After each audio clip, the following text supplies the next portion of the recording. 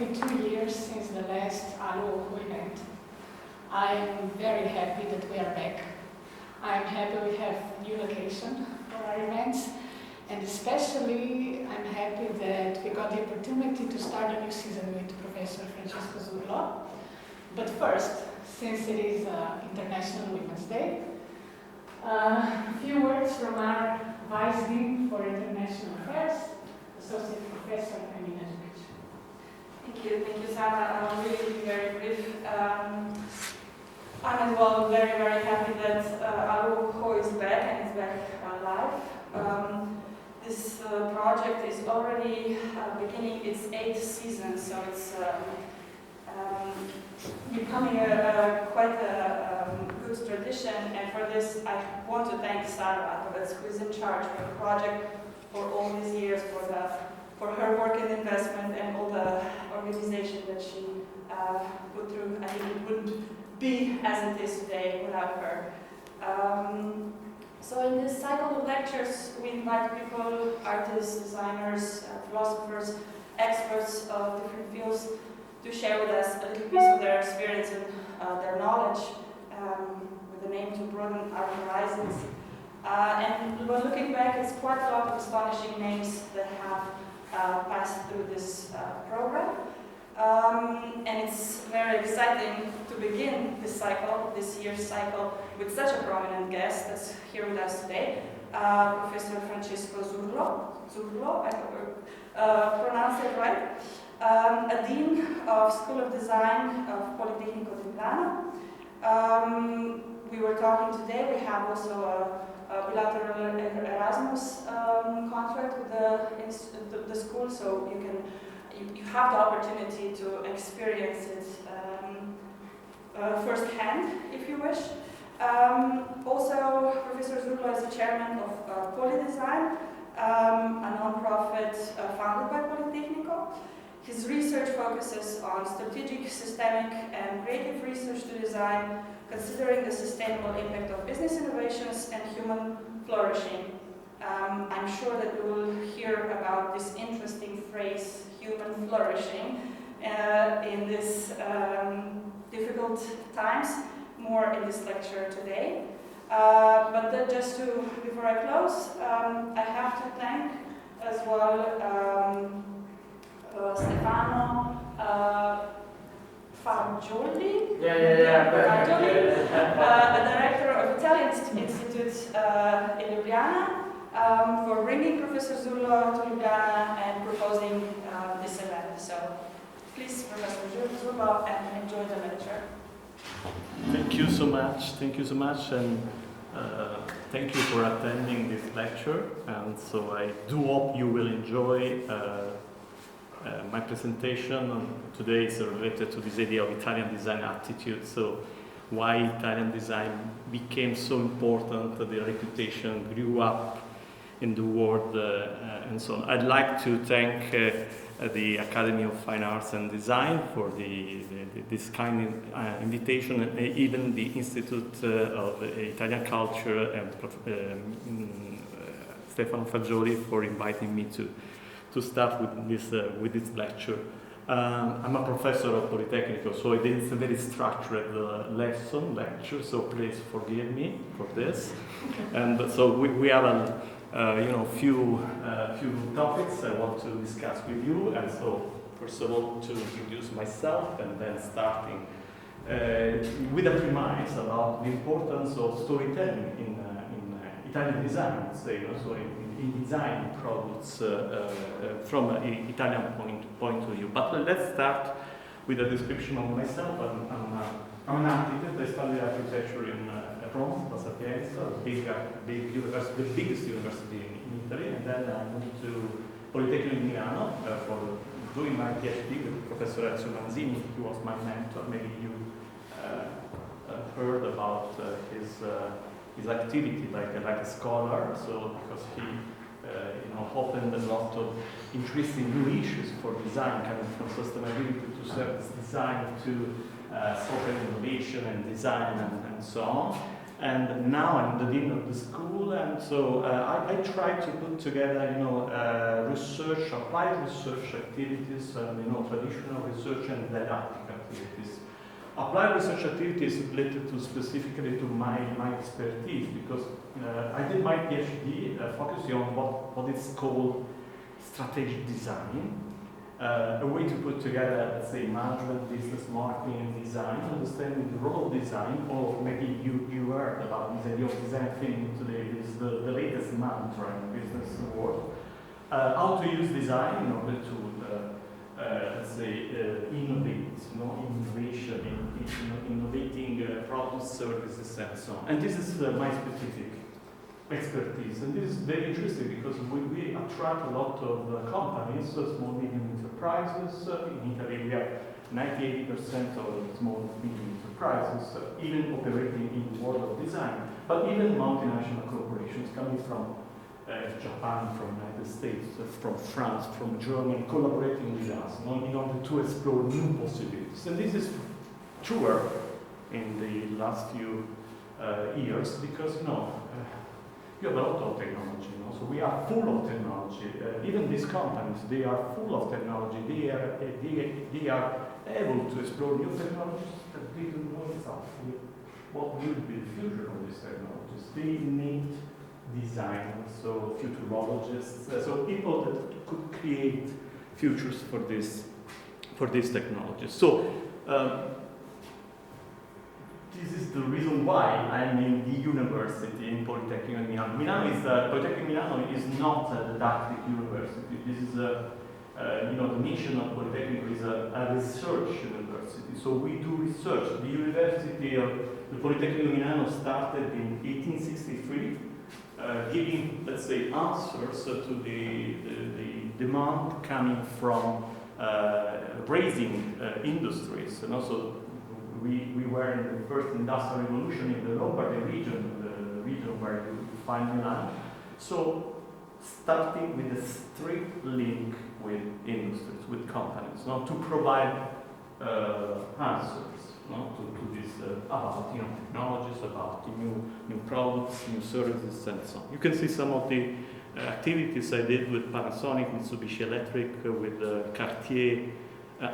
Yeah, it's very important from my identity. I'm not from Milan. I'm from the southern side of Italy, Apulia. So coming from a small, middle-aged city, very close to the image of some Greek cities. The name of this city is Ostuni. So if you want to come there, let me know, because it's a very beautiful city. There is a very beautiful sea and so on. So, the premise, to tell you about the importance of Italian design, the attitude of Italian design is starting with this insight about the power of narratives, the power of storytelling related to design. And I want to start with a short movie, and this is about the biases related to Italians. So, and this is a movie made in 2015 for the expo we welcomed in Milan, Expo 2015.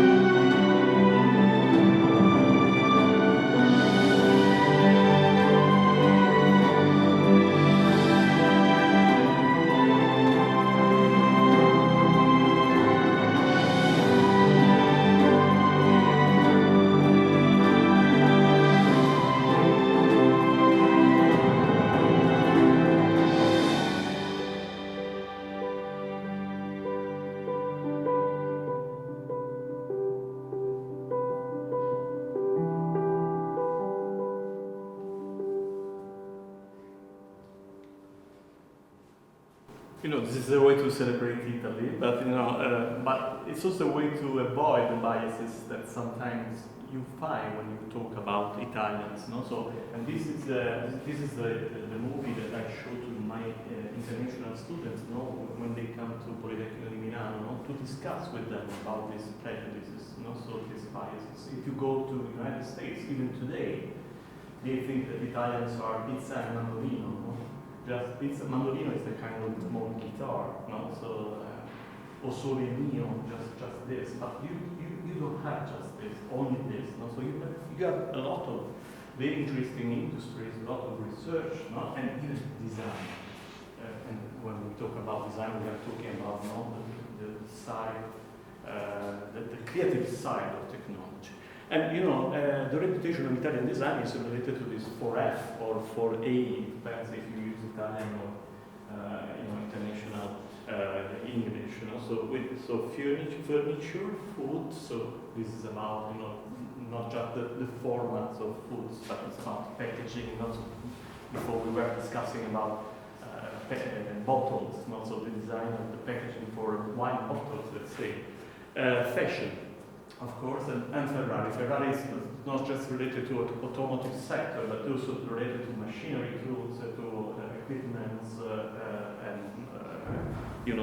manufacturing systems. But why this premise? Because I think today it's very important the idea of storytelling.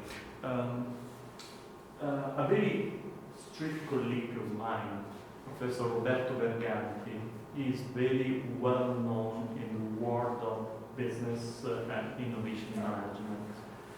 We did a research together, in 1998. We started a research, the first important research in Italy to understand the reason why the success of the Italian design. And he became an international star, studying the Italian design, and discovering the hidden side, let's say, of innovation in Italy. This hidden side is related to technology and the new meanings that you can add to technologies. When we talk about meanings, we are saying something different compared with some other scholars focusing on innovation management. And we are talking about stories. We are talking about narratives. Meanings are the food for narratives, for storytelling. Now, this is typical of Italian design. This is something different from other international approaches when we talk about innovation. Usually, when we talk about innovation processes, so we have two main theories, let's say, or two main frameworks to explain innovation processes. So what we call technology push innovation, where you have technicians find new solutions in order to improve the quality of the features of the performances of some specific products. Technology push. And you have a lot of companies with technology push. Maybe 3M, Post-it. They have more than 70,000 articles stuffed into the catalog. Some of them without any meanings. So we need to find the meanings for this technology. Why? Because they are masters in putting glue on the surfaces. So they are exploring all the 1,000 possibilities not to do this. This is what we call, technology push.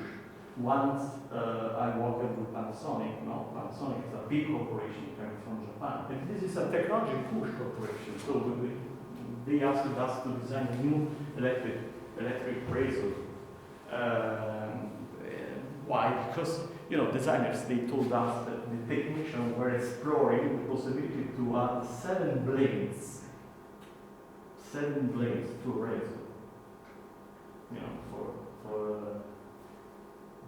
For male people, for men, that it's enough 1 blade, 3 blades, but 7 blades.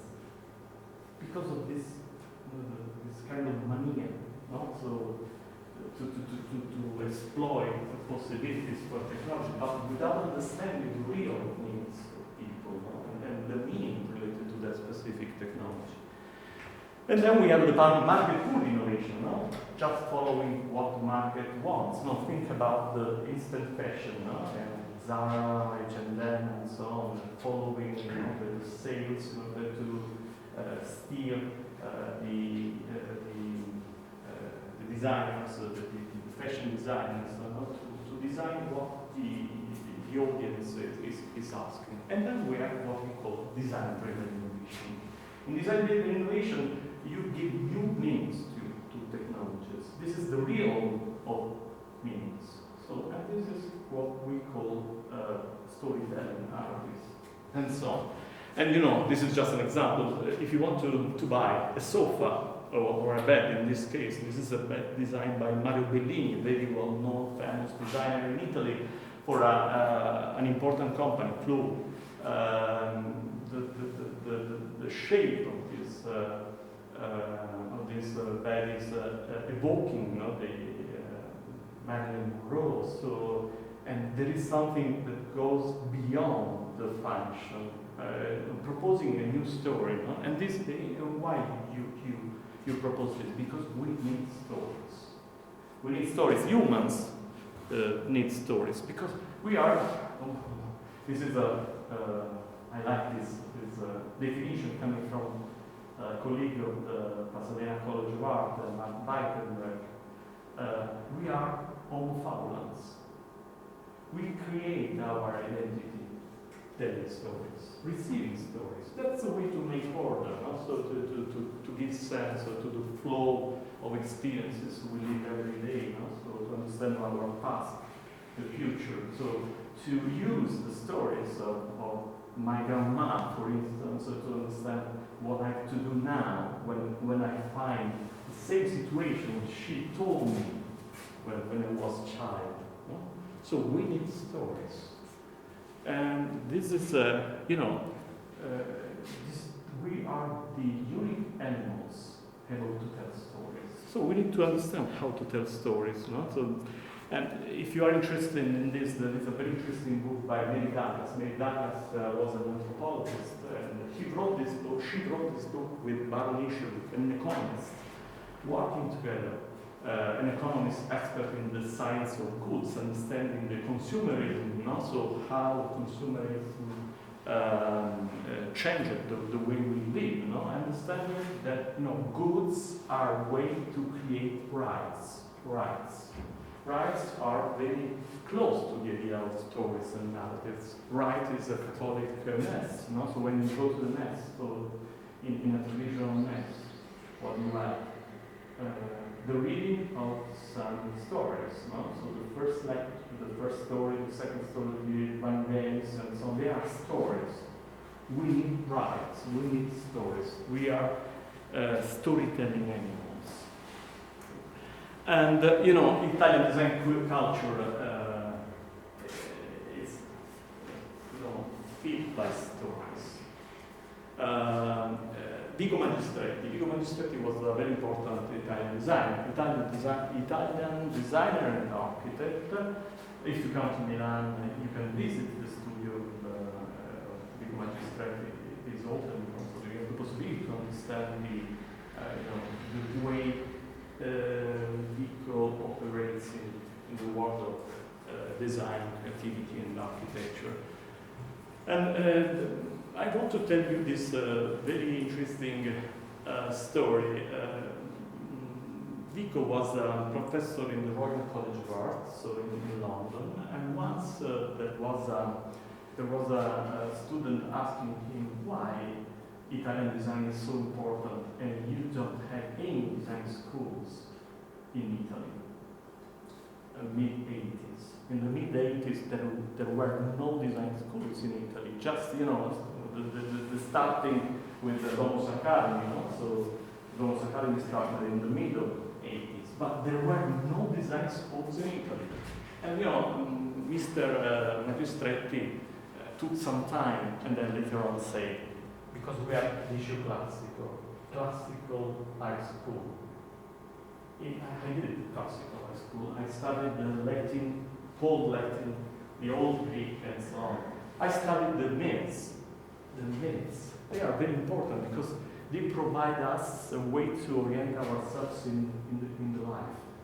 Because you can see in the myths what happens every day. You know? So the relationship with power, the relationship between genders, the relationship with children, the relationship with mother, with father, with the past, with the present, with the future. No? So that was a way to say, okay, it's very important, the narrative side of design. And the legend says that he used to tell the projects by phone to the entrepreneurs and companies, to tell the projects by phone. This is just an example, also the sofa Simba. Do you know Simba? Aladdin. Oh, this is the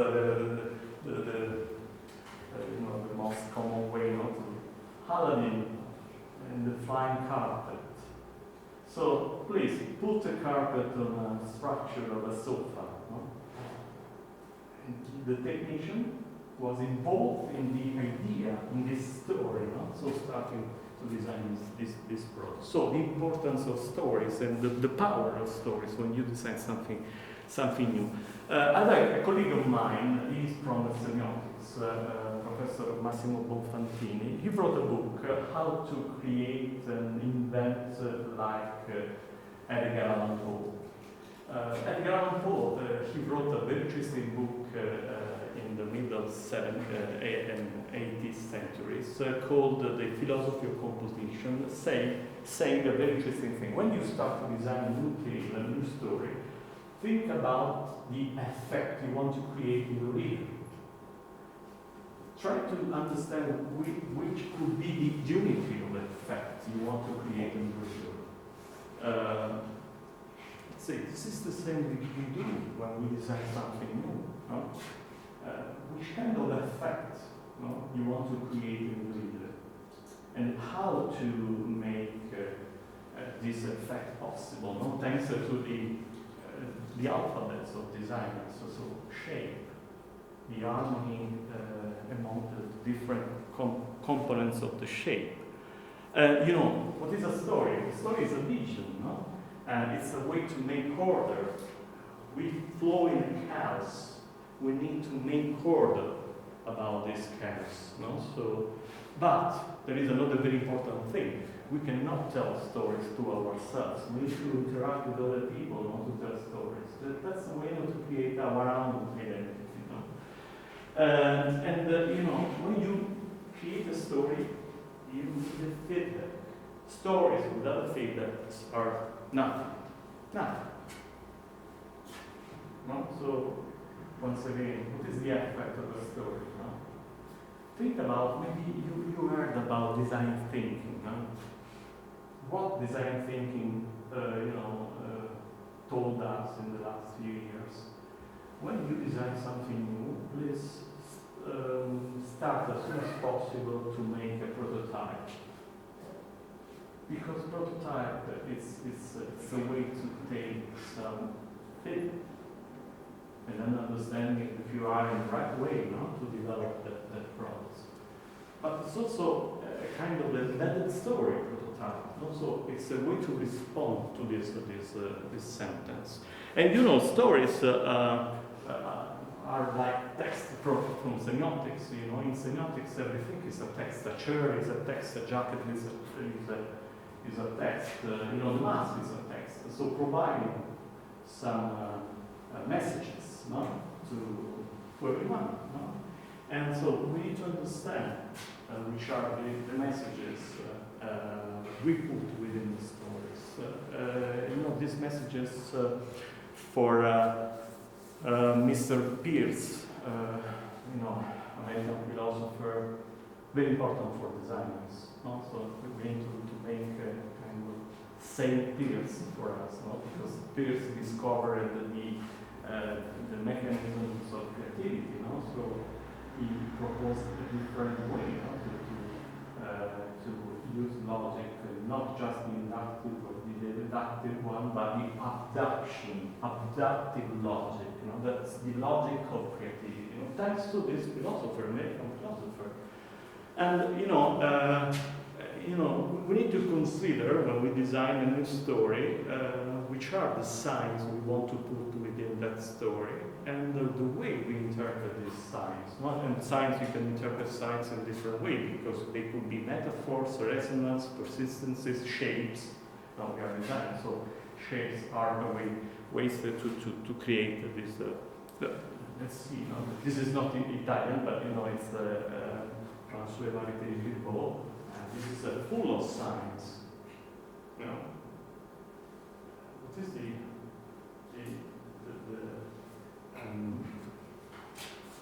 let's say the souvenir? So what do you remember when you say this? See, very easy.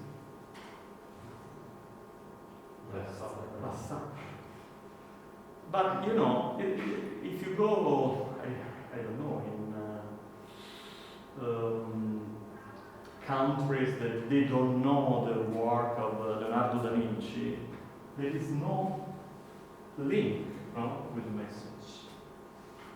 So when we design a new story, we need to understand which is the cultural framework. We need to refer to the cultural framework. It's a way to make sense of these clues, these signs we put within the stories. Many times there are some Chinese, with some Chinese students, it's difficult for them to recognize the Last Supper, because they don't know the Last Supper. They don't know the Last Supper. The reference is very clear. So we need to understand culture, and telling meaningful stories. And this is a sentence coming from Ettore Sottsass. Sottsass was one of the most important Italian designers, the founder of the Humanist movement, a way to disrupt Italian design in the late 70s.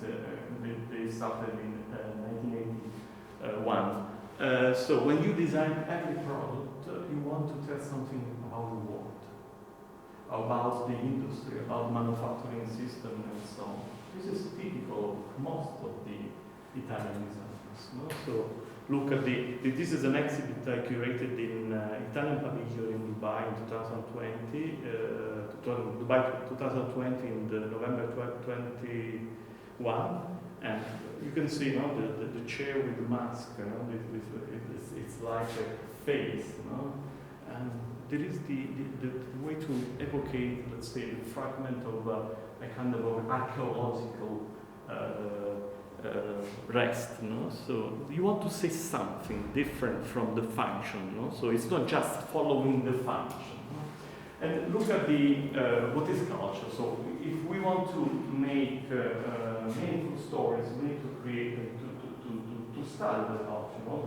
The cultural framework makes sense of the story. So you need to understand which is the cultural framework of your audience, of the target, of the people that we will use, the products you are designing. So, and culture. There are many expressions of culture. So religion is an expression of culture. The way we live the time is an expression of culture. The way we live the space is an expression of culture. And then we can find a definition of culture here coming from UNESCO, from United Nations Organization for Protecting the Diversity of Culture within the world. So, and a set of distinctive spiritual, material, intellectual, and emotional features of society or a social group. Distinctive features of a group. But where you can find these distinctive features of a group? In art, in literature, in lifestyles, in ways of being together, value systems, traditions, and beliefs. So I used to say that if you want to understand, which is the cultural framework that makes sense of the stories you are proposing to your audiences, you need to become a little bit intellectual. To live, the same life of your potential customers, to read the same books, to see the same movies, to see the same serials, okay. That's very important if you want to provide something meaningful. And why? Once again, semiotics, no? So once the earlier model of communication was like this, no? So you have a sender creating a message, a chain could be a message, not sending this message to the receiver with a kind of a process of decoding, encoding, and decoding, no? But this is not true. This is not true because every time we design a new product, when we design a new message, let's say a new text, no? From a semiotics point of view, there is a cultural framework, a filter made by this cultural framework that makes sense, no? Of the offer coming from the market, no? And we can use a metaphor, no? So because we need to reflect on the signs that we are getting, we are collecting from the environment, and we create sense. We make sense if we find some references in our mind. No? So these references are stuff, different kind of stuff. Books, movies, artistic movements, experiences you had with a company, with a brand, experiences that you traveled along the road and so on. We have 3 rooms in our mind where we put a lot of this stuff, not the individual one, so related to the experience we had with some specific, brands or places or people and so on. Then the social and the cultural rooms. No? So the social room is, you study design or art, so you acquire a language that's different from lawyer students, students that study law. It's different from students that study engineering. No? So you have different references. If I say Picasso, you know what is Picasso, maybe even the engineers, but I don't know if I say Kokoschka, maybe for engineers it's quite complicated to understand who was this artistic author, this artist. So we put in the social room a lot of this different stuff. And then we have the cultural room, that's very important. Not all, I used to say that culture is what you remember when you forget anything. Anything. The way you relate with other people, the way you relate with the other gender, the way you relate to the authority, to the power, the way you will live the space, the time, and so on. So if we want to provide meaningful stories, we need to study the contents of this hypothetical 2 rooms, the social and the individual one. If you do interior design, maybe you can even explore the individual room, no? Because this is very personal, no? And sometimes when you are designing the house of the life, for a lady, for a family, no? So you start to interview, no? So to question, so to make questions, so with questioning approach, no? To understand which is the contents of this room, how did you make sense, no? So of this new interior design I'm proposing to you. So, but this is just for interior design, so also for some specific activities. But as designers, we can study, no, the social and the cultural room. No? Social room is another way to say, okay, we need to targetize, no, to understand which is the target. We use a lot of those tools, even sometimes mediated from the marketing. They think about personas, also to describe the users and so on, and to show the environment around the users and so on. But the most important from my point of view is understanding the cultural side, the cultural side, because culture is becoming more and more important in the last few years. Just to give an example of the importance of time. This is the same calendar, the same date, but with different calendar system. You can see that this is our calendar, not the Gregorian one. So we can say Monday, today is Tuesday, but Monday, November 12, 1945, and then you can see Western culture, Eastern culture, Confucio, Confucio, Buddha, no? This is the base of this culture. And then you can see day 8 of the 10th month in the 22nd year of the 77th sexagesimal cycle. What's the difference? Rebirth versus resurrection. So there is a way to interpret time in a linear way in Western culture, in a cyclic way in the Eastern culture. Cyclic way. Cycle versus linear. Okay? So you say, okay, then there are many implications for design. No? When you design, this is just an example, but we can find a lot of examples, very interesting examples. I'm from Apulia. In Apulia, there is a very specific rural house called Trulli. It's with a conic roof. No? Maybe have you heard about this kind? But you know, this is a way to struggle with the time, because the walls are 2 meters wide. 2 meters. To struggle with, to resist to the time. Why? Because of resurrection. Because of this linear time. And then on the other side, you have the traditional Japanese house, made by wood and timber, to be rebuilt or rebuilt or rebuilt. Well, so here we have the expressions of 2 different cultures, 2 different ways to interpret culture. So you need to love culture, you know, because the culture could provide us a lot of very interesting input. I found a very, very interesting work of this psychologist called E.T.O. Have you heard about this psychologist? He wrote a couple of books very important for designers. The hidden dimension related to the way we live in space as human beings, and the dance of life, the way we live time as human beings. Space. We are animals.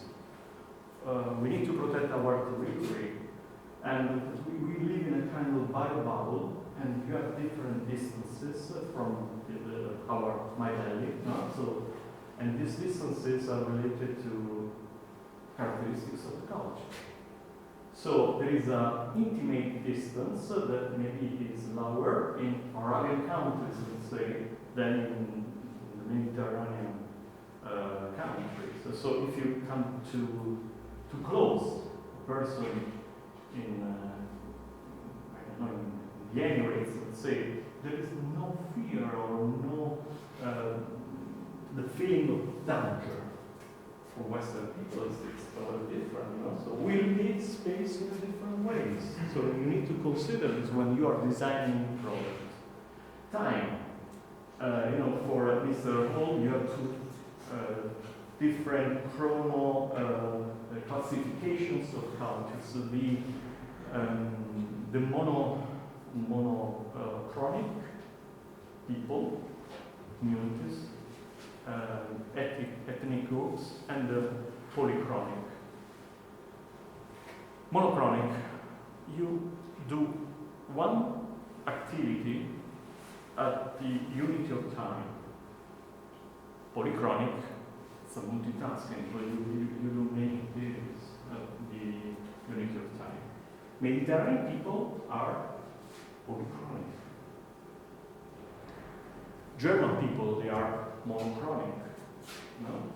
There are some consequences. No? Think about, what's the country with the most, the highest amount of working hours per week? Greek people. Greece. But they are not so performative like the German employees, because they are multitasking. A different way to interpret time. You can find something positive and something negative in both these 2 classifications. No? So, and we can discuss this later. And what about the implications for design, analyzing the way we live in space? These are different layouts coming from China and Germany, and they are a kind of screenshot about the characteristics of the society. You can see hierarchy in China, so a differentiation between the leaders and between the managers and the employees, the common employees, and the other side in Germany, a flat organization where you can have together the leaders with employees. No? And even the way you lead the space is differentiated. Or we did a research for a multinational corporation in Japan, NTT Data, about the way you can interact with the digital services. Usually, we forgot, so the importance of culture when you design interaction, because now today interaction is through the screen, and you find the screen in China, Germany, in the United States, in Colombia, in Brazil. It's the same way to interact with products, with these digital services. Today something is changing because of this magical word called digital. A way to put together digital and physical interaction. When you put physical interaction, you need to recover the cultural side of this interaction. No? The way we live, the way we use voice, for instance, is different. So maybe you are Chinese or they use mobile phones. They speak very loud. It's not because they are unpolite, because this is the way they express the communication in their cultures. But if you go in Tokyo subway or in Tokyo bus, they speak very low. So the voice as expression of a culture, and considering this when you design interfaces, new interfaces using digital, no more just screen scrolling and so on. Okay, so that's becoming very important. And of course, science, a way to find science in the mind of your target. It's very important. So, Mr. Stark, this is a bestseller for Alessi. So, it's a juicy maker, and taking inspiration from an octopus. This is very important. So, Mr. Mendini became rich thanks to this product. Transforming a commodity. What is a commodity? Commodity is a differentiated good. The detergents, the home detergents sometimes are commodity, right? The reason why you choose a detergent instead of some other detergents is because of the price. So the lower price, better for you. So there is no differentiation. The bottle openers before Mendini proposal were commodities. No differentiations. You get for free a bottle opener when you bought 6 bottles of beer. For free, the bottle opener. So, no price, no differentiation. And then Mendini came to tell us another story. This is very similar to a body. Why we don't refer to the news of Anna G was the news and the girlfriend of Alessandro Mendini, a very important contribution to tribute to this lady. And this is what Donald Norman is a very important scholar in ergonomy, cognitive ergonomy and so on. This is the realm of what Mr. Norman called reflective needs. Mr. Norman classified human beings in 3 big clusters. The visual needs, so creating harmony and beautiful shapes, so something that attracts you because of the proportions of the quality of the shape. Behavioral needs, so something related to the function, the possibility to interpret in a while, so how to use process and reflect.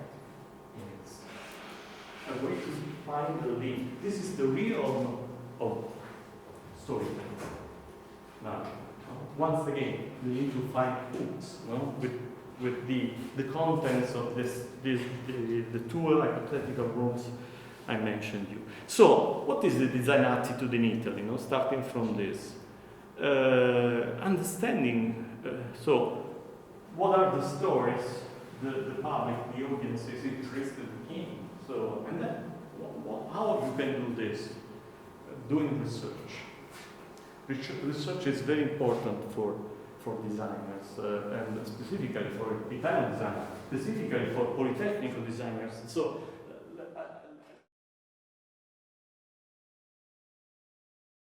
just to show you what is the process of designing Politecnico. And also, this is a matrix. You have, sorry, there is a problem in the slide, but you have here learning and acting, two polarities, learning and acting, and then completeness and abstraction. Usually, when you start with a new project, you start from this place, no? The lower quadrant, where you have research, observing people in real context of life, understanding if there are some new needs and so on.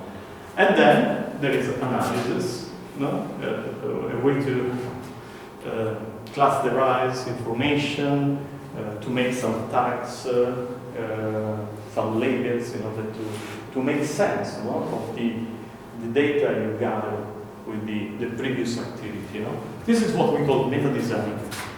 Meta design, no? A way to collect information, to collect the contents I mentioned before, no? So to make sense, no? Then you have the traditional design approach where you have concept, conceptualization, and there is a link between analysis and conceptualization. We use some specific tools, no? to make this link for scenario building or some creative tools, to make this, and then execution. And then maybe you restart again, because this is more than a circle, this is a spiral. You need to explore many times. So, in Politecnico di Milano, for us, it's very important this side, the meta design approach, to gather data information about the cultural framework I told you before, where we can make sense, thanks to the technologies for new products and new services. And I'm used to show this way to tell something about creativity, because we have two different ways of managing creativity. So following, even in this case, a metaphor, an analogy, let's say, with the evolution of species. So that when we refer to the evolution of species, you have two theories. One got a big success, the Darwin theory, of the evolution of species, just the stronger survives. And then we have the Lamarck theory. Lamarck theory is different from Darwin because he says it's not true that it's the stronger survives, but there is already a direction for the evolution. So you know how to evolve as a specific living being, which is the right way, to evolve. So you have the compresence of these two different theories. We can use these two theories to explain the creative processes. Just to give you an example, a few years ago I collaborated with Artemide, and Artemide is a very big company in the lighting sector in Italy, so very famous, so involving a lot of very important designers and so on. And she proposed, the lady of Artemide, so the CEO of Artemide, proposed a brief to a few designers, and I was shocked about the different reaction of these designers. Karim Rashid, do you know? Egyptian-American designers, proposed 100 projects. 100 projects. not responding to the same brief. That means Michele De Lucchi, another very important Italian designer, proposed just one problem, but with the a reason why, proposing step by step his method process, to propose that specific solution. So this is a Prvi, this is a Lamarck approach. This is a different way to manage creativity. In Italy, let's say, this way is the most suitable sometimes. So you need to take time before starting to draw.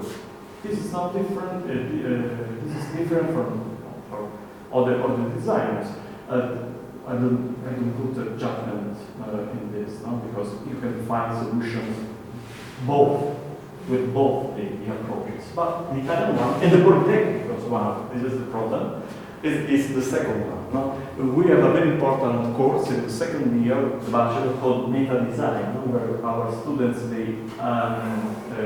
learn how to create this research activity. So we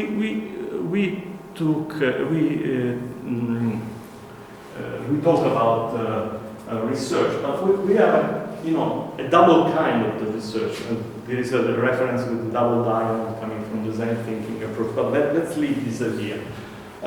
Usually, when we start with a new brief, we do a contextual research. This is a kind of convergent thinking, if we want to use the reference with the double diamond coming from the design thinking approach. And then the blue sky research, a very open research, a way to find inspirations and new clues, let's say, new tracks, new signs, to feed our product. So you have there are some boards we proposed for Panasonic a few years ago in order to design a new electric interrupter and switch, new electronic switch. And so we did a contextual research, so what we call benchmarking. So the benchmarking, when you compare the existing products in the market, so analyzing them with some specific, from a specific feature. But we did even blue sky research. What is blue sky research? Finding inspirations in order to, create this kind of reflective activity in the target, and then taking inspiration from tradition, from history, from art, from social sciences, from cinema and photography. There is a very strong influence of media, multimedia, like movies, blockbusters movies, and so on, in order to create the imagination of people. So when you design an electronic switch, you are changing, let's say, the characteristics of the space. So we did a research on artistic movement using light to change the characteristics of space. We did a research on this idea of changing. You can switch on, switch off light. It's something magical, no? So, and then the expression of this idea of magic in movies, in cartoons, and so on. And that was another project coming from Panasonic as well, to design a new kitchen. So we explore the reason why of a kitchen. It's not just for cooking, but it's also a place for socialization. The place where the family find itself. That was another project to design new bedrooms, new beds, and so on, exploring in the science fiction movies the representation of beds and so on. Or Little Nemo. Little Nemo was a comics 30 years ago, 40 years ago, and so on. But so you need to do research, so, and it's not just related. It's not just the context of research. You need to open to understand if there is behind the brief a kind of high-level concept. So you are designing kitchen, yeah, but think about the role of a kitchen today, not in a family, or understanding which are the new trends, so in social organization. So that we discovered that kitchen is a trigger for socialization. So and then kitchen became or becomes a kind of show cooking experience. So but to start a conversation with other people, so you need to change the disposition, the layout of the kitchen itself. But coming from this blue sky research, then the design attitude, Italian design attitude is not just research. There are some other inputs that change the Italian attitude, something related to such a cultural aspect, the designer education, and the environment. So just to show you some of these cultural characteristics, we have seen some of them before. Okay, Italians are known for their joy and love for life. In Italy, we can say that we have two big streams related to design. One of the streams is related to a kind of a way to interpret industries, but proposing stories, new stories to the industries. And then there is another approach, putting together art and design, art and industry. The one referred to Sandro Mendini, we were saying before, on the bottle opener, or Ettore Sozzas, and so on. So, in that process you find joy, so a way to interpret life differently from a traditional the industrial design approach. Socializing and sharing pleasant time, individualists. So Italians are very individualist. This is a big problem, but sometimes this is also a secret for creativity. So because every time you have people that fight each other to find an original solution and so on, and non-linear connection with time. We are polychronic. So not monochronic. So we do many things at the same time. This is a big problem, because deadlines are coming, but you are thinking, discussing, we waste time. But it's not, it's not, let's say, a negative thing, because the project needs time. A good project needs time. So it's impossible to create interesting project in a very short time. Use creativity to solve problems. Yes, of course, because if you have time but you don't do anything till the deadline, and then the deadline is approaching, and you start to design something a couple of days before the deadline, you need creativity to find solutions, to find right solutions, and then ironic approach to life. And there is a strict link with the technicians, a strict link with the manufacturers. You can take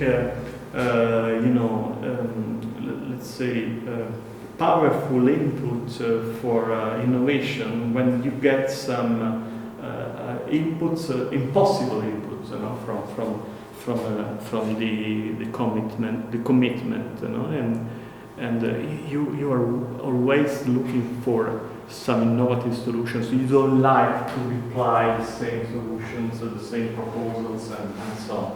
And that was interesting. This is Olivetti in Ivrea. That we have this very important experience, industrial experience with Adriano Olivetti in the 50s, 40s and 50s of the last century, later on in the 60s with Roberto Olivetti, the son of Ettore Sozzas, who designed the first computer for Olivetti. The first computer design in Italy was referred to the 1959. So it was very interesting, also interpreting in a different way the idea of computer and so on. But I put this because it's very interesting, because Sibyl Kicker studied the design management in Olivetti, And she described what I mentioned before. And so, starting with a brief, they didn't do anything for the time passed, and then when they approached the deadline, started the kind of Italian drama. CBP grade from Germany, so observing this Italian drama. What is Italian drama? A fight among people, so fighting each other, don't sleeping for nights, in order to get a result. Well, this is typical, let's say, of Italian design. Okay, now we need to balance, this way is more suitable, because the environmental condition, competitive conditions change. But this is the history of Italian design, so we need to consider this. And then there is a needed curriculum, so because in Italy you have 50% of the most important monuments, architectures and artistic masterpieces of the world. So, and then this is like a way to influence our way of thinking beauty. I used to say it's like the X-ray. The X-ray of beauty, thanks to the quality of the environment. If you go to some small cities like Siena, for instance, or think about cities like Florence, like Turin, like this, but you find wonderful places, and they influence your idea of beauty. So in a way, provide you ingredients, to make beautiful solutions. And then, Italian design was born in the field of architecture. And we have a problem with architects in Italy because they don't consider themselves like technicians. They are intellectual people. So, why? Because it's always a relationship between humanities and technique. So, and architects, they interpret with the most clear, let's say, this joint approach. So, if you can see experiences, wonderful experiences. Ettore Sottsass was the founder of the Memphis movement. He was even a very great photographer, a great writer. He wrote a lot of books. So, and then you have people with these different skills. So, a big architect like Aldo Rossi, he wrote books that changed the way we think architecture in Italy. So they are intellectual. Then they have even a spatial consideration. So when they design something, they consider it spatial. That's very important. So I discovered this interacting with a colleague from Japan, because he interviewed Ettore Sottsass, and Sottsass told him, and when I design a dish, I consider not just the shape of the dish and when you use the dish, but even when you storage the dish.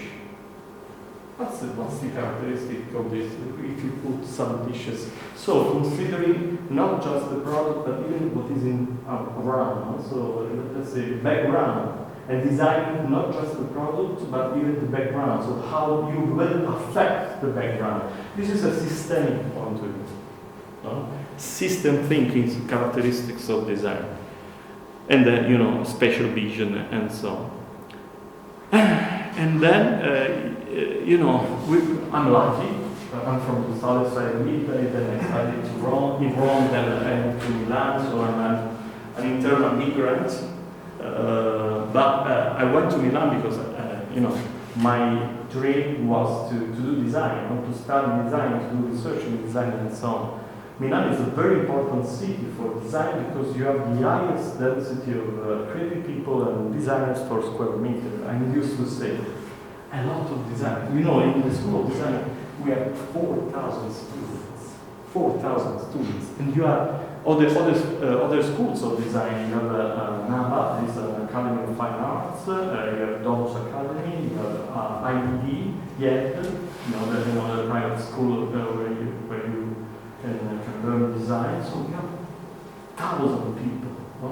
And this is a kind of circulator way to circulate knowledge about creativity and design. It's a kind of node, where knowledge about creativity spread. And this is the reason why we can say we have the importance of design. But it's not just a matter of a territory, it's not just a special matter, but you need to consider even some very interesting interactions with a system of actors, that provide, that make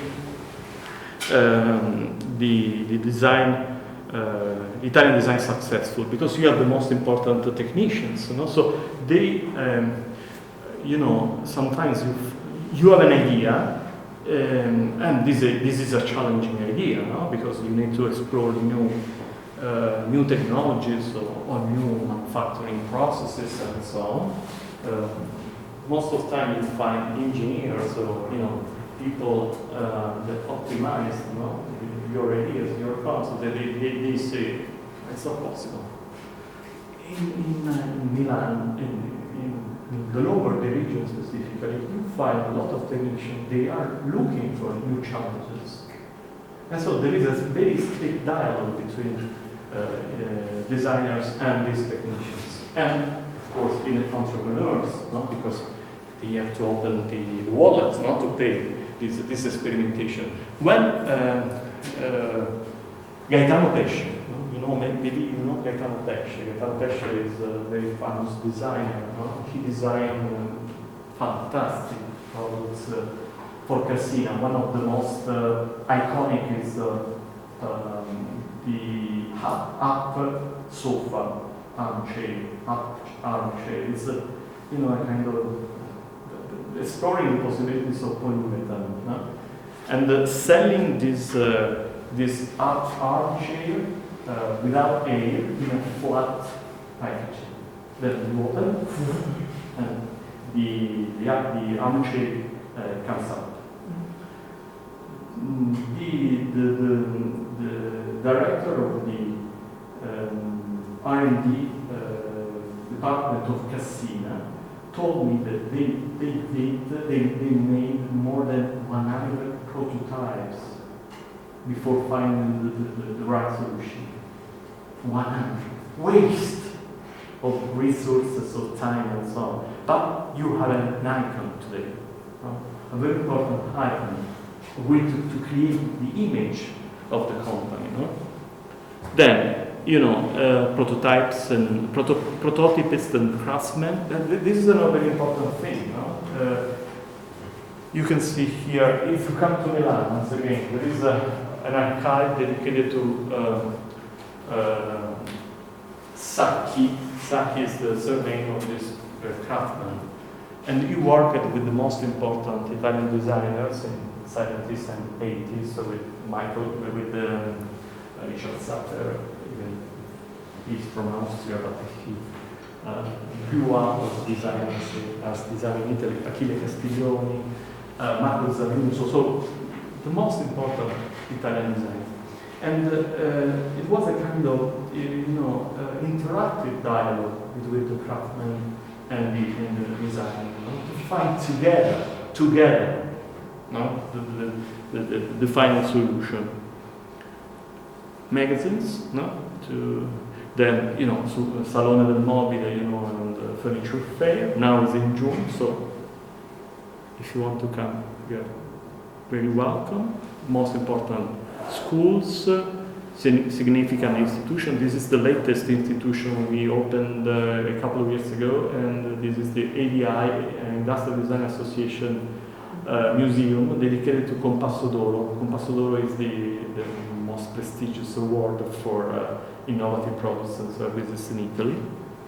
And then art galleries, flagship store, and the most important companies. So company, we are very important designers, but a product is always the result of an interaction among actors, and specifically, let's say, a trustful relationship with entrepreneurs. They spend money to explore. The furniture place, you can see how many people attend the furniture fair every year. And there is another very important thing. I'm going to close my presentation. Don't worry. So, in the 60s, when we can say we have the pillars of Italian design in the 60s of last century. Some architects, because they were old architects, they started to experiment new shapes, new products, and so on.